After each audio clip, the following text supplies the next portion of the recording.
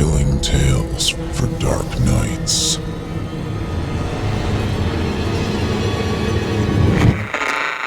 Want to make sure you never miss a Chilling Tales for Dark Nights video again? Be sure to subscribe and hit that bell to turn on notifications.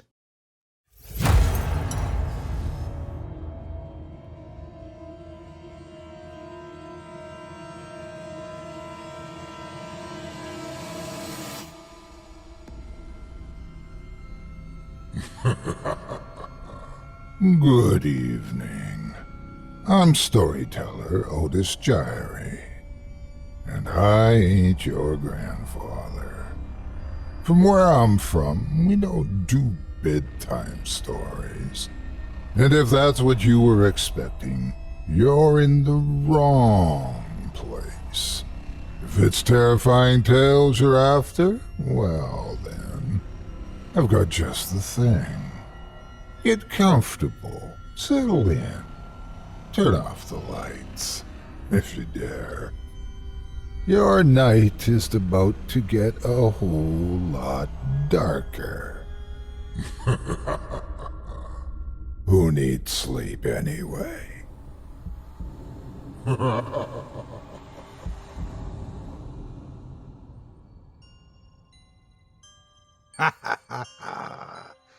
Good evening, you're listening to Scary Stories Told in the Dark.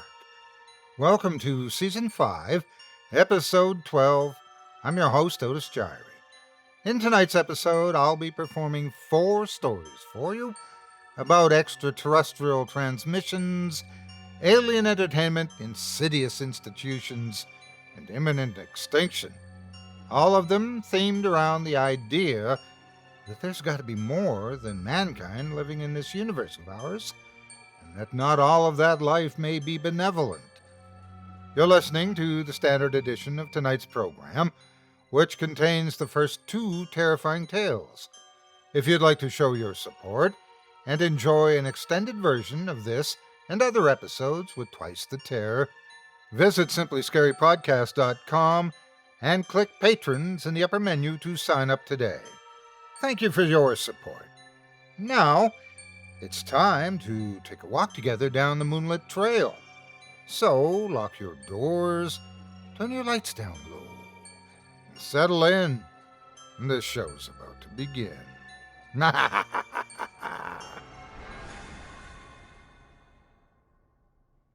Our first tale tonight comes to us from author N. Christ.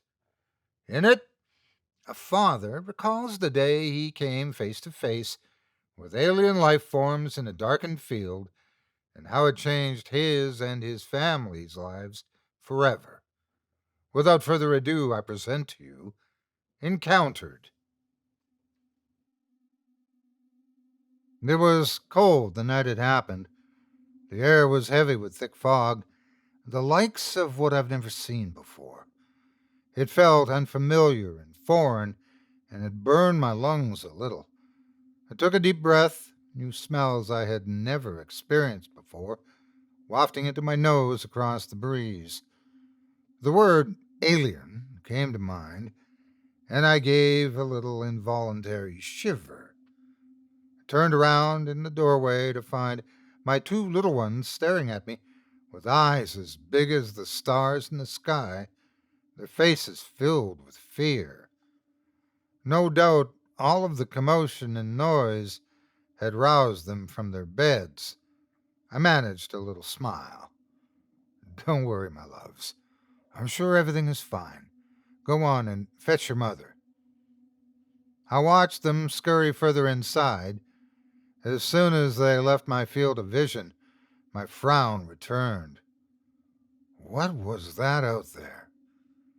Across the wide field that stretched in front of me, through the fog, I could see lights where there hadn't been any moments before. I couldn't say that I really believed in the supernatural, but even I had to admit that lights didn't just appear in the middle of a field at night out of thin air.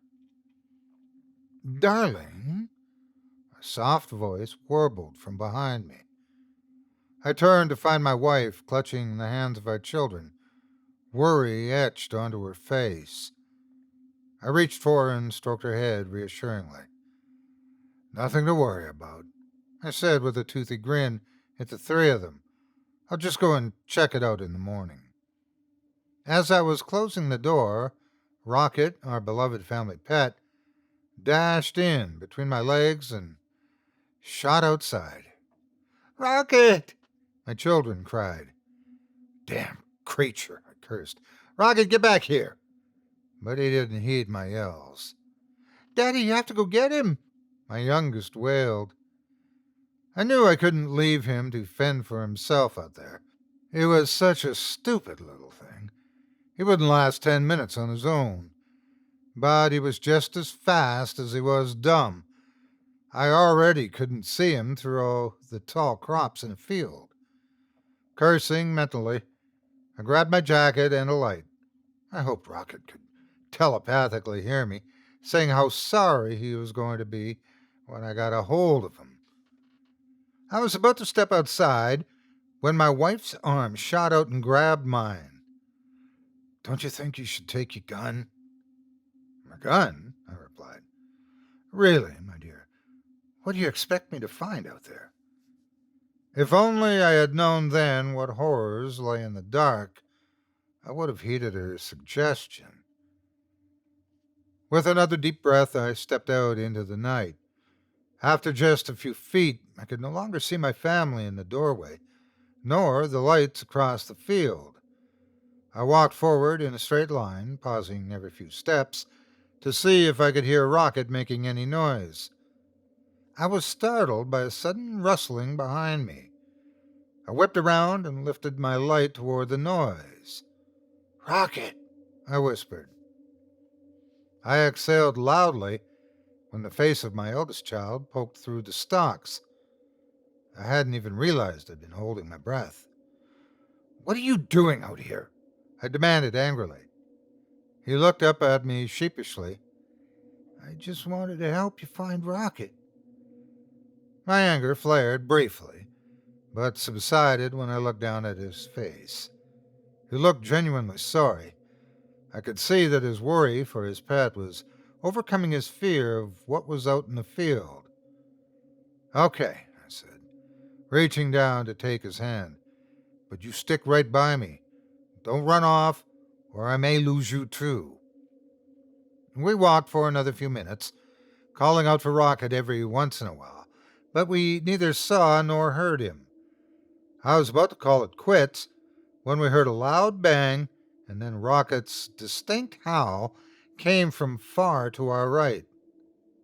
That didn't sound right, Daddy, my son said worriedly. And he was right. It didn't. Rocket sounded like he was terrified and in pain. I hoisted my son up into my arms and started to run toward where we heard his cry come from. After running for a few minutes, we burst into a wide section of field that had been cleared. It struck me for 1 second how it was strange that just this section of field was cleared, but that thought was quickly erased when I saw Rocket. He lay in the middle of the clearing, whimpering. We rushed to him, but as soon as we got there, I could see it was too late. Poor Rocket had been hit with something. I had no idea what, but he was covered in tons of deep wounds. I pushed my son, who was now sobbing, away from the scene. I couldn't have him see this. I lifted Rocket into my arms, his blood spilling down my front. He gave me a little cry, and that was it. I saw the life leave his eyes. I gently laid him back down and stood up, suddenly very aware that it was clearly not a good idea for my son and I to be out here in the dark. We need to go back, I said in a harsh whisper, still looking down at Rocket. But my son didn't respond. I looked up to find him staring off into the crops, wide-eyed and terrified.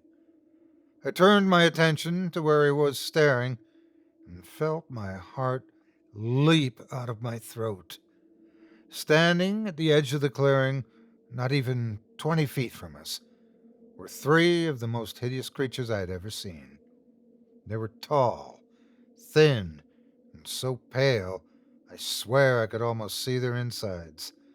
Almost entirely hairless, they were the very embodiment of the extraterrestrials I had seen in cartoons as a child. They wore odd garments and carried long weapons, the likes of which I'd never seen before. The longer I stared at the hate and malice in their eyes, the harder it became to breathe. None of us moved for a minute, the tension mounting by the second.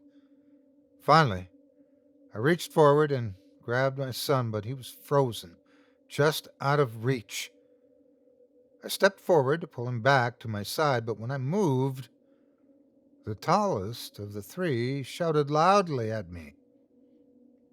I'm sorry, I stammered. I don't understand. At the sound of my voice, the tallest raised his weapon over his head and screamed. His screams riled up the other two until all three were making a racket louder than I could have thought possible from three beings. I had no idea what to do. They were yelling at us in a language I had never heard before and couldn't understand. And then, before I could even comprehend what was happening, they had leveled their weapons at my son and fired. He was thrown backward with an insane amount of force. I cried out and rushed to his side. Much like Rocket, he had been shot through. Sobbing, I scooped him up and ran as fast as I could back into the field. I could hear whatever their weapons were firing whizzing past my head as I ran. Tears clouded my vision as I raced back toward my wife and youngest child.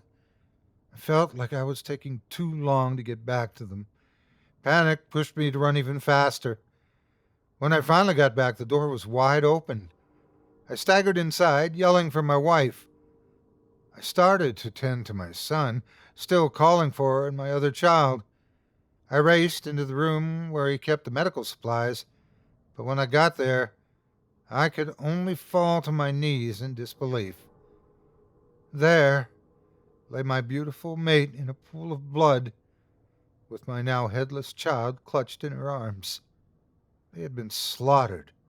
There was no other word for it. I wailed in anguish like I'd never felt before. How had this gone so wrong so quickly? Suddenly remembering my other child barely clinging to life in the other room, I leapt up to go back to his aid. But just when I thought things couldn't get any worse, they did. Turning the corner, I saw the aliens from the field standing in my doorway, plus two others who must have been lurking inside. They were gripping my son by his neck, dangling him in front of me. One of them raised a blade and slid it straight into his chest.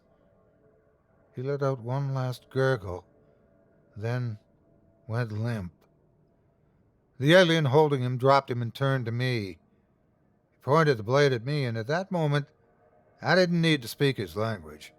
I knew what that meant, that I was next. For one single moment, I welcomed death. How could I keep living without my family? In slow motion, I watched the 5 of them come at me.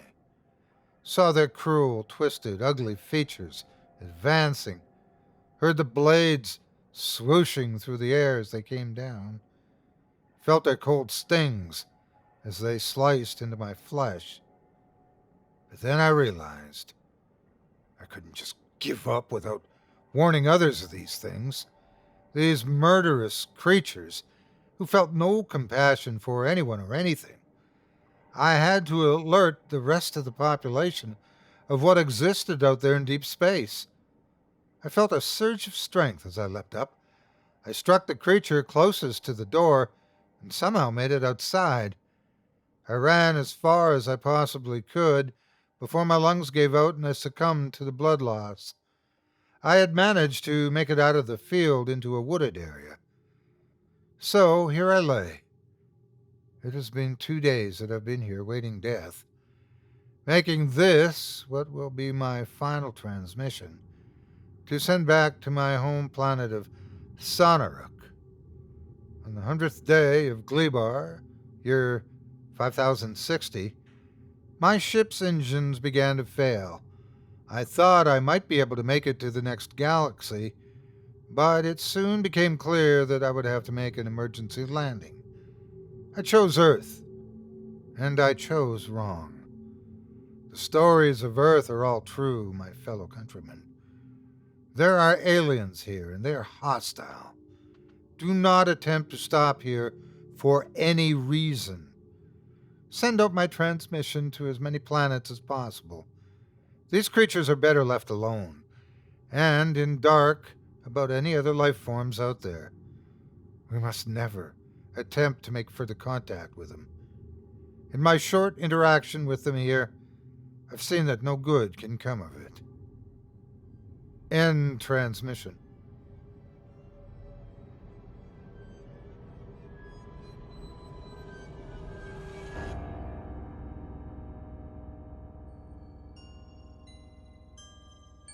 I hope you enjoyed Encountered by author N. Christ, as performed by yours truly.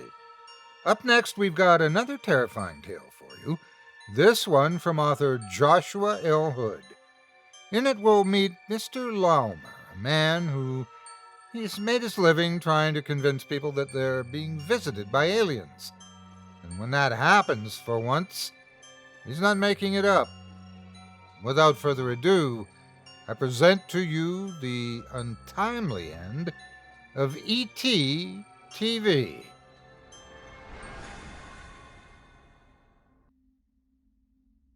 Hey man, I'm like Robin Hood. I rob from the rich and give to the poor. Except replace rich with stupid and poor with me. Same difference. Doesn't do me any good to kill my clients. Then where does the money come from? Think about it. So you're declining a lawyer and sticking to your story? I don't need to stick to my story, officer. It's all on film, you'll see. Okay, Mr. Laumer, so tell me about your business. You don't need to say it in that tone of voice. I have principles, man. I never worked someone who actually believed in that crap. But believe me, that didn't narrow down the field much. Oh, yeah? Yeah. Most people hold to that old Fox Mulder bit, I want to believe.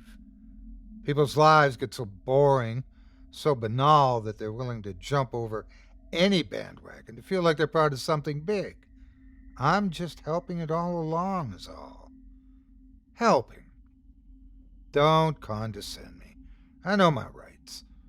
What I do is no worse than what those bullshit peddlers on cable TV do every time they regurgitate that alien abduction crap.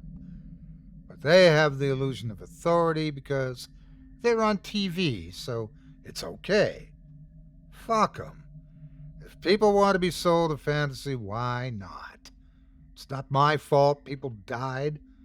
I was just in it for the bottom line. It's not my fault, I swear. So you're saying you have something against the cable TV people? Oh, no, you don't. Weren't you listening? It wasn't my fault. How so? Did they make you do it? Come on, dude, I'm not crazy.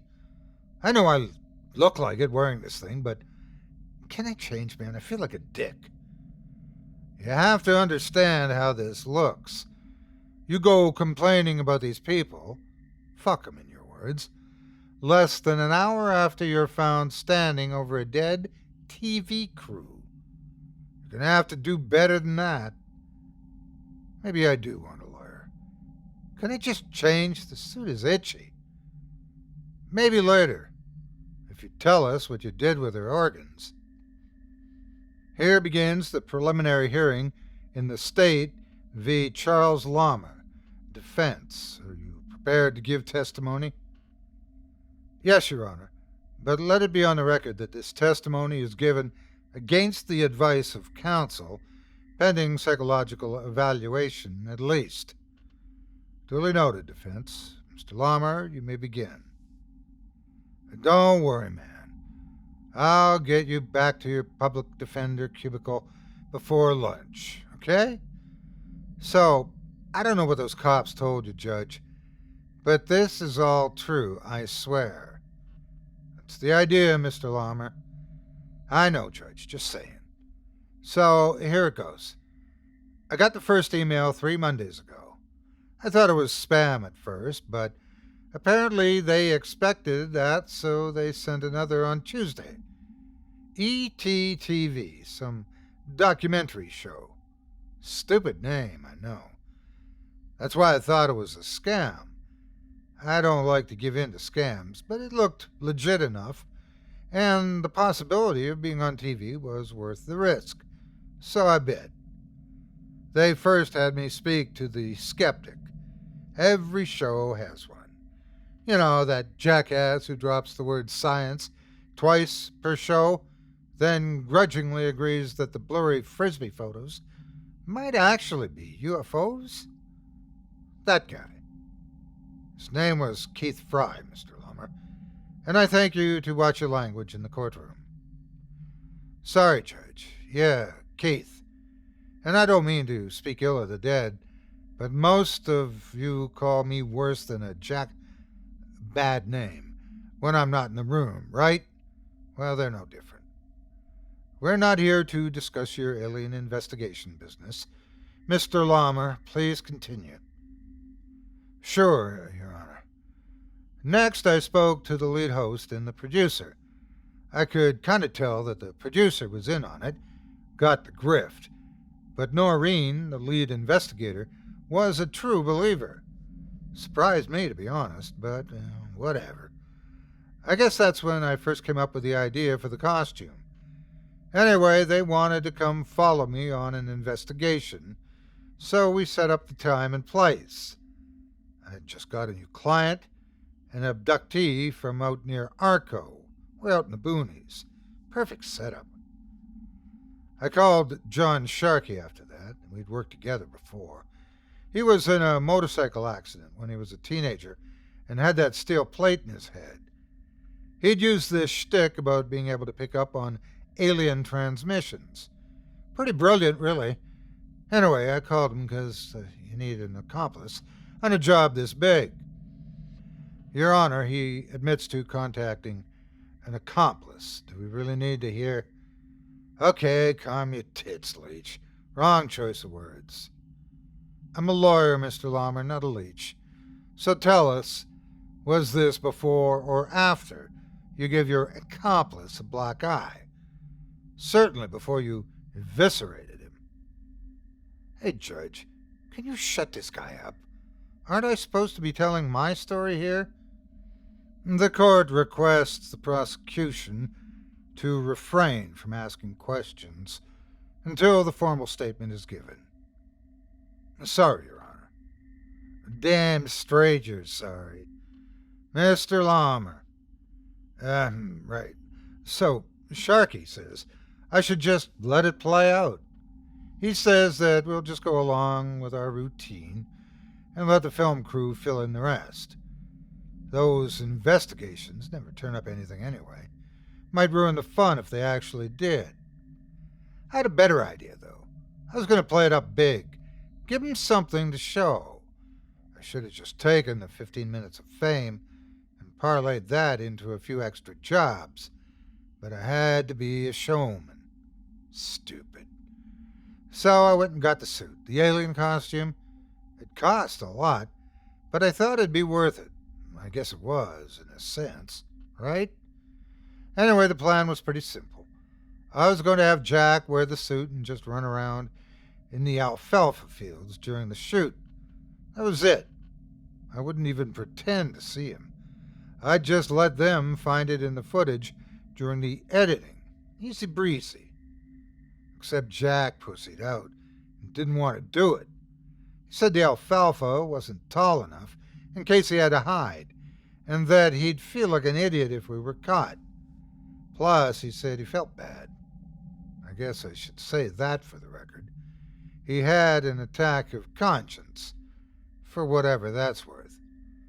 I saw the guy try to convince a widow that he was channeling her dead husband and wanted a handy, so I don't know how honorable he was, but whatever. It's on the record, put it in on the obit. So I decided I'd just do the alien thing myself. The suit fit, I'd slip away, get dressed, and stand in the background of a few shots. I had a laser pointer, which would pick up upon infrared really well. It was a lock.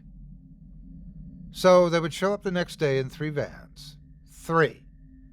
On TV, you see one van with all 4 idiots and their gear crammed inside. But they've got 3 vans and almost a dozen crew. They're already getting B-roll of themselves babbling on walkie-talkies from 10 feet away from each other. They go to a lot of trouble to make that show look less professional than it is. I'd kill for that kind of production, Val. Damn it. Poor choice of words again. Hey, stop smirking, Leech. I can hear what you're thinking. Just stop it.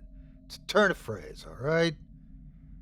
We're all familiar with figures of speech, Mr. Lawmer. Just stick to the story, please. Yes, Your Honor. When you think of it, it's kind of their own fault. If they hadn't brought so many people, then there would have been fewer bodies. Maybe I could have saved more of them, or some of them, or one of them, whatever. So everything's going good. We wait until dark for some reason. The 4 idiots strap cameras all over themselves and start running around and whispering like the aliens couldn't hear them if they did. Mr. Lawmer? Mr. Lawmer, is everything all right? Yeah, Your Honor, I was just thinking.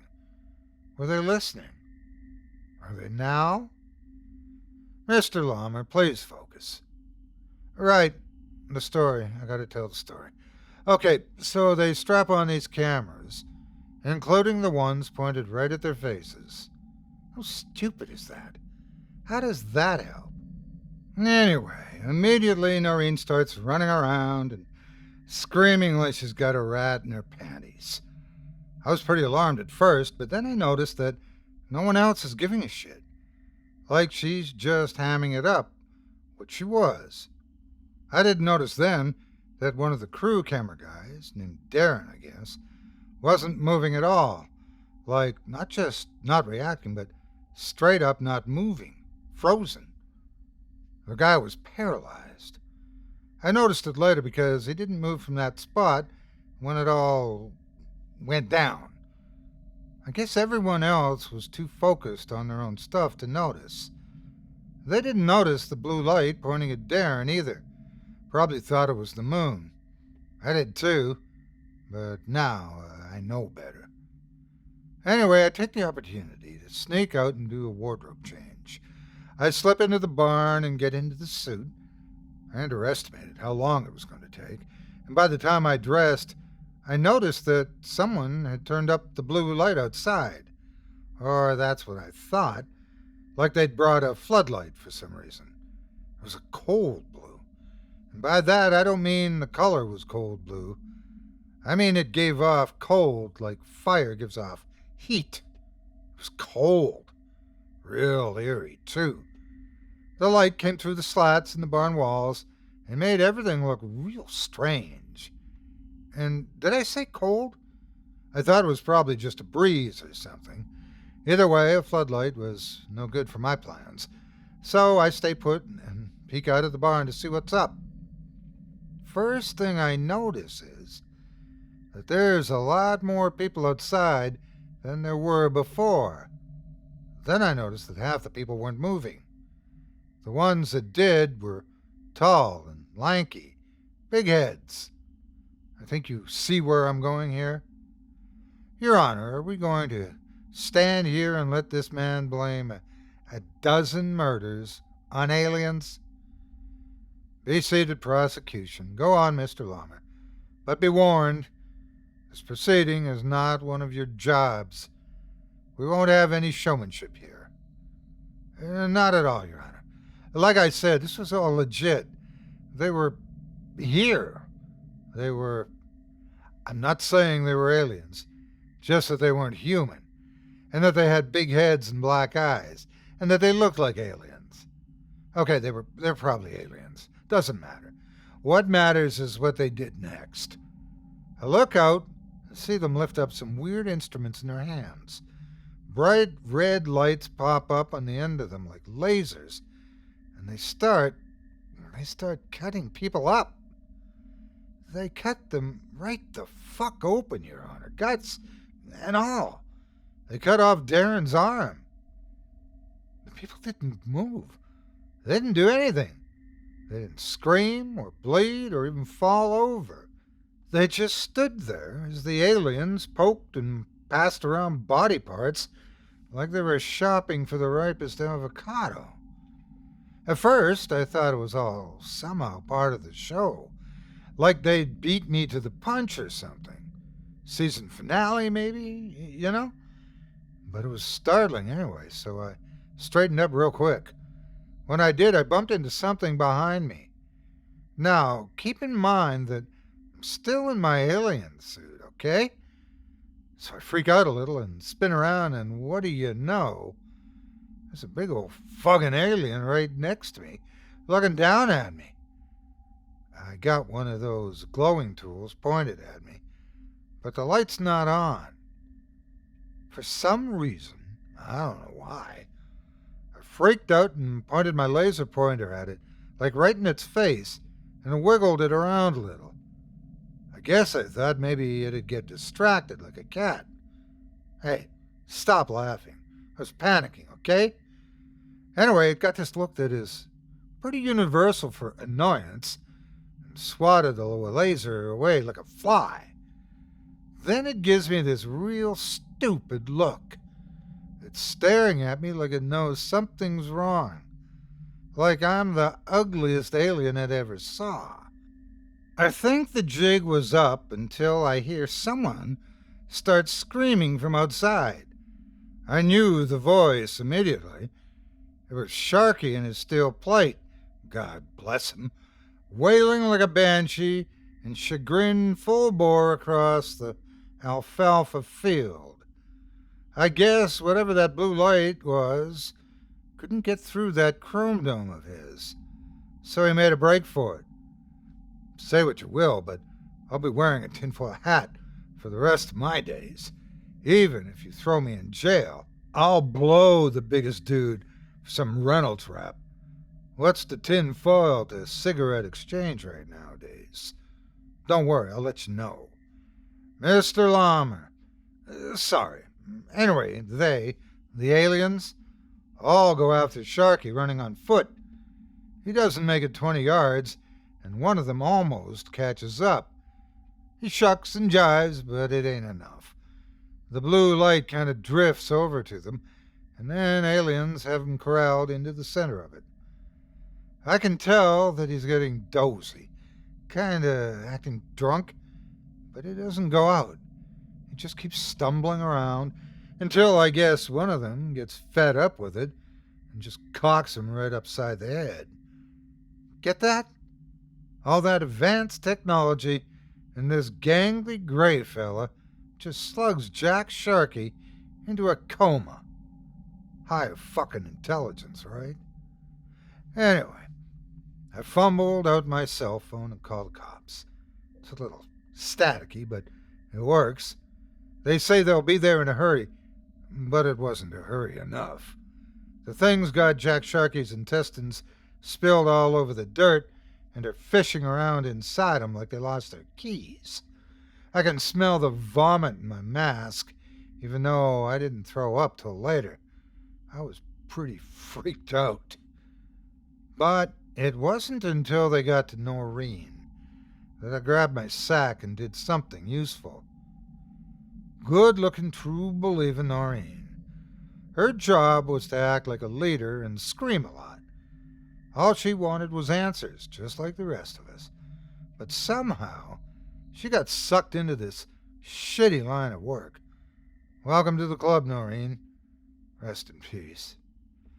She was still in the yard, paralyzed, staring into a pair of binoculars, looking right at the blue light. If she had her eyes open, she was probably blind by then. It was bright. I suppose it was coming from a UFO, but I couldn't see it. Anyway, one of them is going toward her with its red thing, and I guess I decided I had to be a hero. There was a steel bucket and a shovel. I put the bucket on my head, or rather on the alien head. If it were my head, it would have blocked my view, but it fit on the alien pretty well. Then I grabbed the shovel and ran for it before my wits gave out. I was still too slow. They had her organs, I don't know which ones, I'm not a doctor, in their hands by the time I got there. So, too late to be a hero, right? I could still score one for revenge, I thought. The blue light made me woozy, and I knew what Sharky must have been feeling, but I stayed with it. Beamed a big one right in the face. It was hard to hold on to the shovel because I was wearing rubber gloves with the suit. The fingers were like 4 inches of floppy rubber, longer than my fingers. What I'm trying to say is that I didn't have a good grip. The shovel kind of tonged and kind of splatted into the thing's face, but it only stepped back a little. Then it looked at me, confused. Another one of them took the shovel and looked at it with a weird amount of interest. Just plucked it right from my hands. Then one went to take the bucket off my head. I tried to stop it, but remember the gloves? So here I am, flopping my big rubber fingers in its face, when the blue light gets into my head, and the world starts going black. I was fully in fright mode, though. High octane. Hey, stop laughing, leech. Yeah, I pissed the suit. It was adrenaline, not fear. Big deal. Anyway, the blue light suddenly shuts off, and all the aliens are gone. Just like that, it's over. Except it's not. Suddenly, everyone starts screaming for a real brief moment. They woke up, see? And half their organs were gone. The aliens took them. Still keeps me up at night. Didn't last long, though. How could it? Next thing I know, the police are rolling up to the farm and I'm being cuffed. I guess that's why they left, because the police were coming. Saved by the bell, right? It's quite the story, Mr. Lawmer. Yes, it is, Leech, and it's all true. How long have you been working in this field, Lawmer? Almost 20 years. And in that time, have you ever heard of anyone being killed by aliens like this? No. But look up cattle mutilations and you'll see some pretty startling similarities. Yes, but people. Have you ever heard of people being mutilated? No, not necessarily. Have you heard of abductees reporting surgical procedures aboard alien crafts? Yeah? Do you recall any of them coming back without organs? Or body parts of any sort, for that matter? No. So, Mr. Lawmer, isn't it a trope of the field that aliens always reattach severed limbs, replace organs, mend cuts, and the like? I suppose so. What are you saying? I'm saying, isn't it possible that you should have minded your own damn business and just let events take course? Isn't it possible that aliens traveling 12.4 light years across deep space aren't stupid enough to leave a bunch of dead humans lying around? Isn't it possible that you shouldn't go smacking people in the face with shovels because it really fucking hurts? Or maybe it's possible, no, probable, that you're going to take the rap for this and admit that you took revenge on a TV crew for butting in on your own professional territory. Hey, that's bullshit, you know it. Do you really think? No, it's not my fault. So you say. Come on, Judge, you hearing this? Since when did we get to the examination portion of the trial? Judge? Judge? You okay? Bailiff, hey, why aren't they moving? Leech, what's going on, man? Oh, no. Mr. Lommer, do you understand? That light. Judge, wake up. It's that light. A simple question, Mr. Lommer. Do you understand the benefits of confessing your crime? The video! I'll just show him the video. The video is gone. The organs are in the trunk of your car. Things are looking grim. Do you understand? Or we can always make other arrangements. I've got a shovel in my car. No, I get it. Whatever the fuck you are, I get it. Good. Your Honor, I believe the witness has something further to add. What's that now? Mr. Lommer, are you finished? No, Your Honor. I guess I got more to say.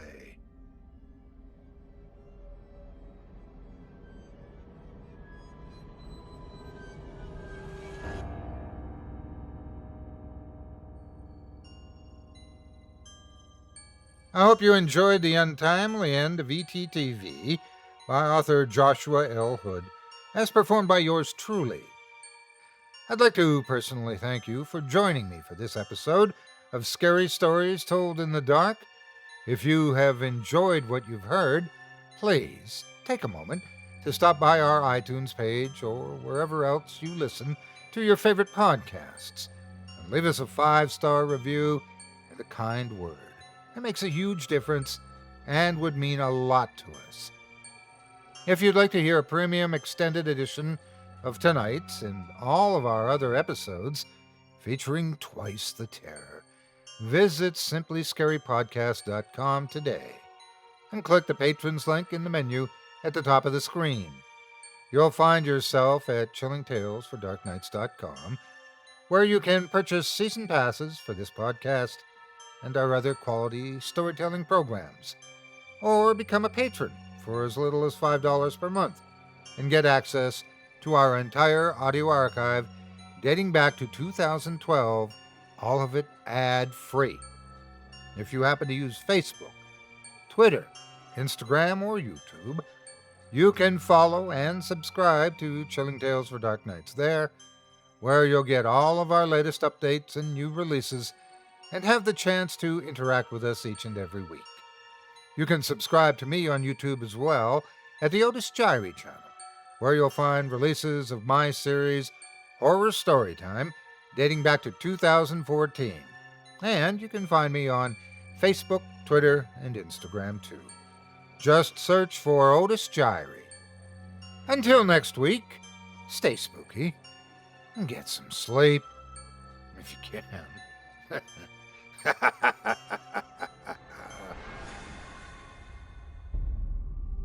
Thanks for listening. You've been listening to Scary Stories Told in the Dark, a production of Chilling Entertainment and the creative team at Chilling Tales for Dark Nights, and a proud member of the Simply Scary Podcasts network. Visit simplyscarypodcast.com today to learn more about our network and our other amazing storytelling programs. Tonight's program was hosted, and its featured stories performed by yours truly, Otis Jiry. Selected stories have been adapted with the kind permission of their respective authors.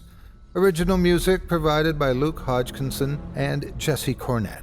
Sound design and final mixing and mastering provided by executive producer and director Craig Groshek. Program's artwork and logo by David Romero.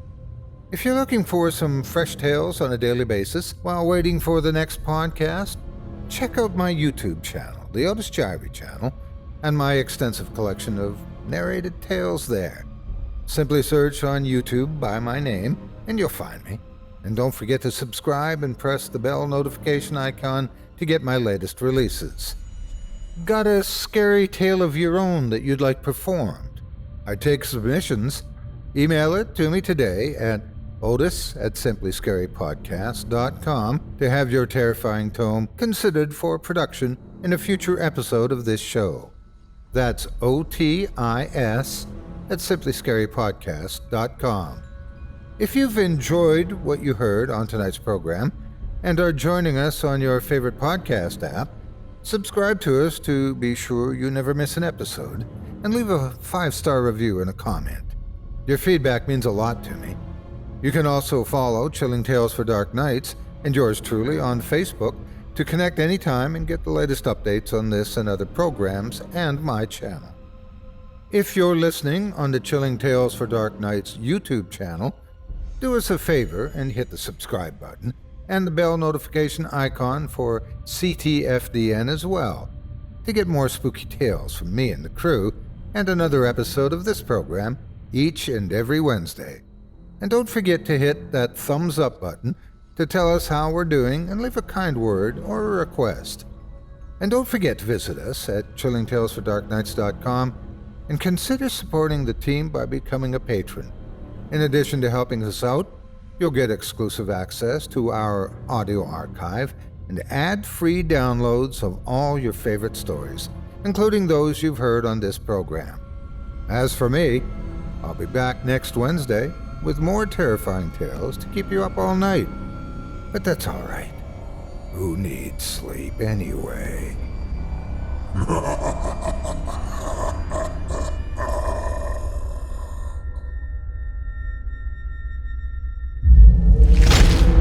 Chilling Tales for Dark